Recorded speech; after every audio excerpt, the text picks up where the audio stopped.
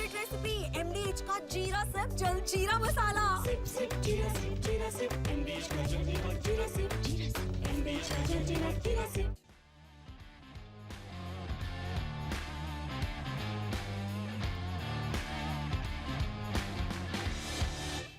नमस्कार, स्पोर्ट्स 9 में आप सभी का स्वागत है। मैं हूं शिवेंद्र। बहुत दिनों के बाद एक ऐसा टेस्ट मैच देखने को मिल रहा है जो ना सिर्फ आखिरी दिन तक पहुंचा है बल्कि आखिरी दिन बेहद रोमांचक मोड़ पर है।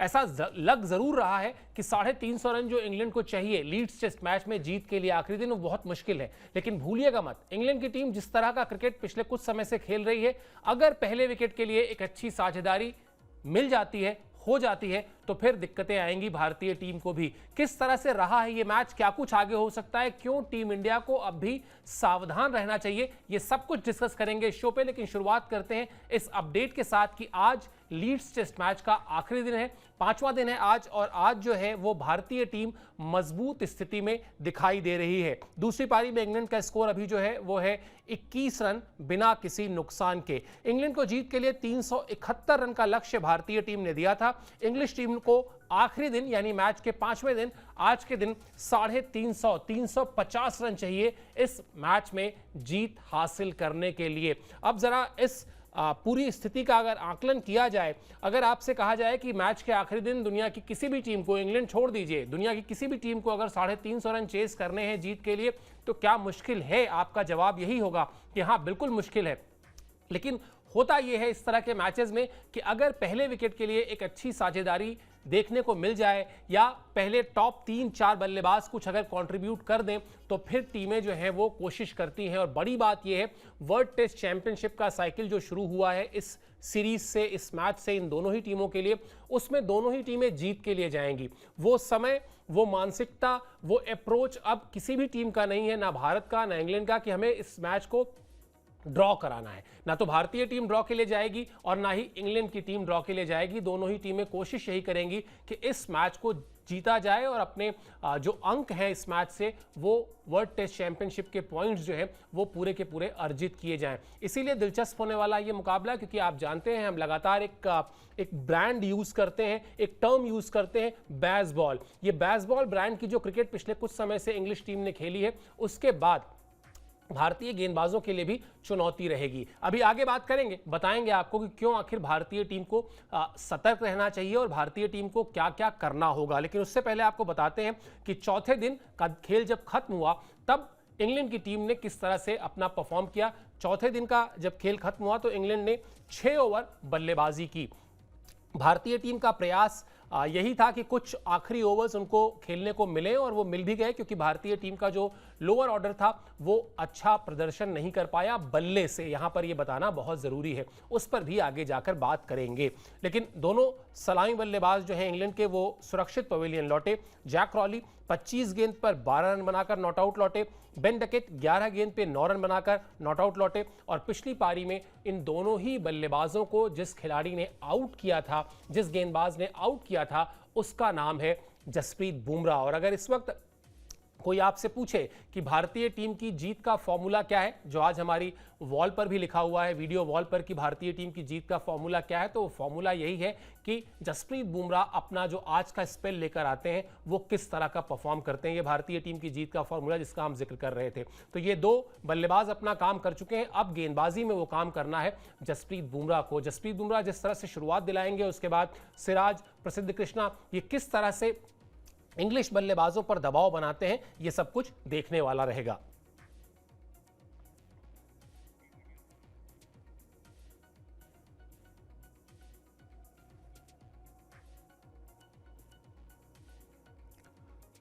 तो चुनौतियां इंग्लैंड के लिए बहुत बड़ी, 350 रन का लक्ष्य हासिल करना है। रास्ते में उसके सामने चुनौती पेश करेंगे इस वक्त दुनिया के सबसे शानदार गेंदबाज कहे जाने वाले जसप्रीत बुमराह, और उनका साथ देंगे प्रसिद्ध कृष्णा और साथ ही साथ मोहम्मद सिराज। शार्दुल ठाकुर भी आपको ऑलराउंडर की भूमिका में नजर आएंगे, और पिछले पारी में जिस तरह से उनसे गेंदबाजी कराई गई, उसके बाद ये कहा जा रहा था कि इस पारी में उन्हें और मौका दिया जाएगा। कुल मिलाजुलाकर अगर आप देखें, इंग्लैंड की जो साख है पिछले कुछ समय की, अगर उसको आप भूल जाएं तो आप आंख मूंद कर कह सकते हैं कि भारतीय टीम इस वक्त ड्राइविंग सीट पर है इस टेस्ट मैच के। लेकिन सावधानी में ही सुरक्षा है जो कहा जाता है। अगर आप इंग्लैंड की टीम का जो ब्रांड क्रिकेट है इस वक्त का उसको देखें तो आप कहेंगे कि भारतीय टीम को शुरुआत में कुछ विकेट निकालने पड़ेंगे, इसके बाद फिर वो दबाव जो है वो भारतीय टीम के गेंदबाजों के काम आएगा इंग्लिश बल्लेबाजों को आउट करने में। बावजूद इसके टीम इंडिया को क्यों रहना होगा सावधान, कुछ पॉइंटर्स आपके स्क्रीन पर रखते हैं जिससे ये कहानी और साफ हो जाएगी।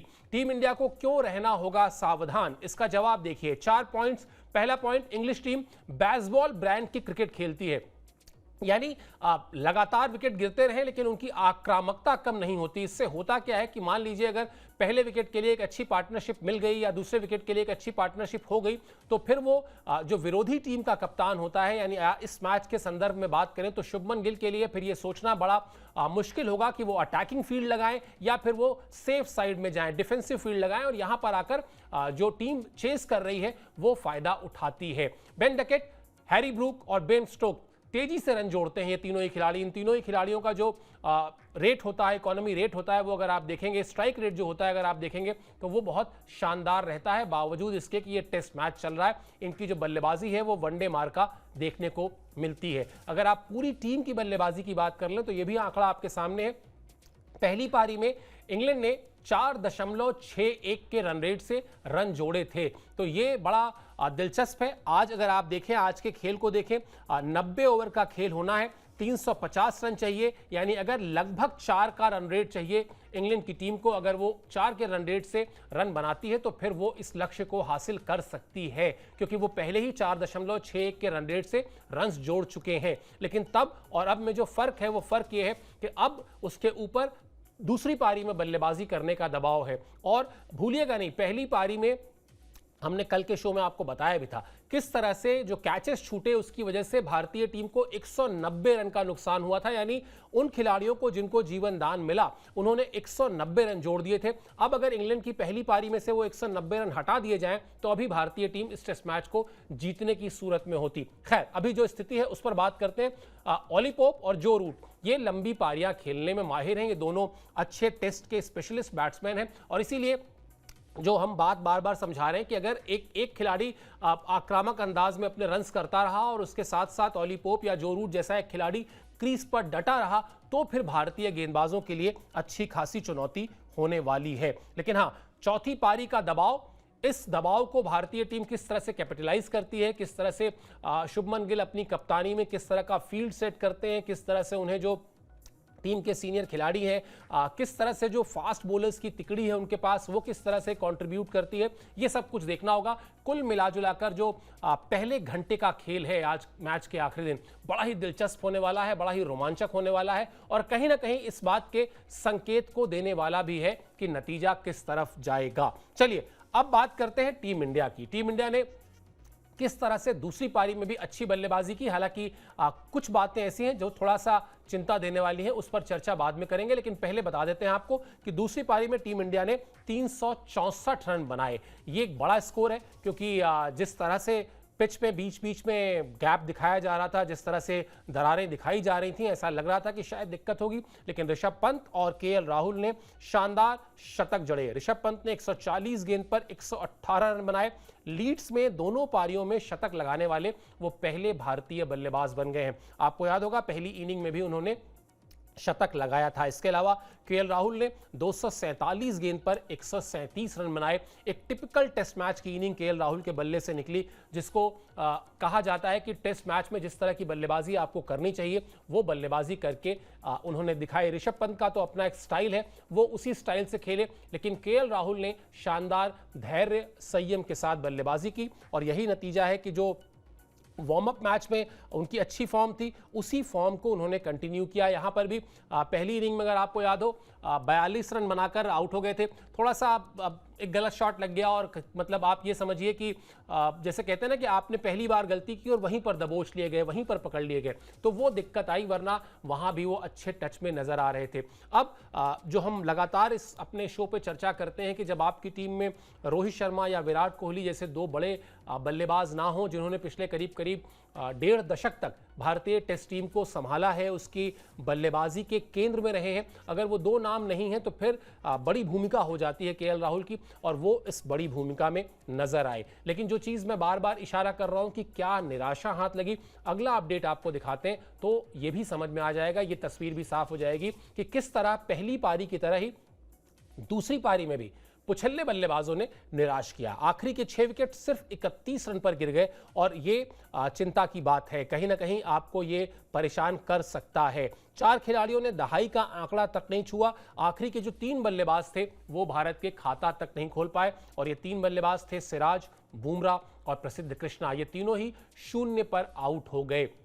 अगर आप याद करेंगे इंग्लैंड की टीम को, तो इंग्लैंड की टीम जो 450 रनों के आसपास पहुंची, उसमें अगर आप उनका स्कोर कार्ड देखेंगे तो आप पाएंगे कि 350 रनों के आसपास उनकी टीम के 5 विकेट गिर चुके थे, यानी आधी टीम पवेलियन लौट चुकी थी। लेकिन उसके बाद निचले क्रम के बल्लेबाजों ने अपनी जिम्मेदारी को समझा और उन्होंने रन्स जोड़े। यहाँ पर बड़ी बारीक सी लाइन है, अगर आप देखिए, कहने को भारत का स्कोर कम नहीं है, 350 रन अभी भी चाहिए, तब जबकि 21 रन उन्होंने बना लिए हैं, और पहली पारी में 6 रन की बढ़त भी थी। लेकिन अगर यहां पर आप किसी ओल्ड स्कूल थॉट वाले से बात करेंगे ना, वो कहेगा नहीं 400 रन होने चाहिए थे, क्योंकि 400 रन का जो मनोवैज्ञानिक दबाव होता है वो अलग होता है, और वो कोई बहुत मुश्किल काम नहीं था। ये जो बात के 31 रन पर 6 विकेट गिरे हैं, अगर इसमें से गेंदबाजों ने, जो पुछल्ले बल्लेबाजों की भूमिका में थे, अगर 5-5, 10-10, 12-12, 15-15 रन का भी कंट्रीब्यूशन दिया होता तो भारतीय टीम अभी और ज्यादा मजबूत स्थिति में होती। और थोड़ी देर पहले आप याद कीजिए, जब हम बात कर रहे थे रन रेट से,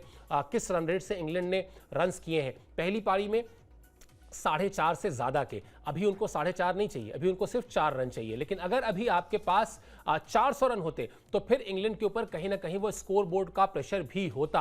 हालांकि चौथी पारी 350 रन कम नहीं है, लेकिन जैसा मैंने कहा बहुत बारीक लाइन है, 400 होते तो शायद मनोवैज्ञानिक दबाव और ज्यादा होता। और अगर पिछले 2 दशक में भारतीय टीम के जो कप्तान रहे हैं, चाहे सौरव गांगुली रहे हों और सौरव गांगुली के बाद के जितने कप्तान रहे हैं, उसमें कई कप्तानों ने पुछल्ले बल्लेबाजों को अलग से इस बात पर जाकर कहा है, उनको समझाया है कि आपको अपने विकेट की कीमत लगानी होगी, आपको अपना विकेट फेंक कर नहीं आना है। आप अगर 5 रन जोड़ते हैं और सामने वाला खिलाड़ी भी 5 रन जोड़ता है तो स्कोर बोर्ड पर 10 रन जोड़ते हैं, और कई बार ये 10-10 रन, 20-20 रन बहुत इंपॉर्टेंट हो जाते हैं, खासतौर पर इस तरह के टेस्ट मैच में जहां अभी तक पिच जो है वो ऐसा खेल रही है कि रन्स बन रहे हैं उस पर। ऐसा कोई बहुत मुश्किल नहीं आ रही है बल्लेबाजों को। हाँ, आपको अपनी बल्लेबाजी की जो बुनियादी बातें हैं उनका ध्यान रखना होगा। चलिए आपको और ये बताते हैं कि आखिर इतना कुछ अगर बताया ऐसा जिससे लग रहा है कि नहीं इंग्लैंड बहुत ज़्यादा मजबूत स्थिति में, तो यही बता देते हैं कि ऐसा नहीं है। लीड्स टेस्ट में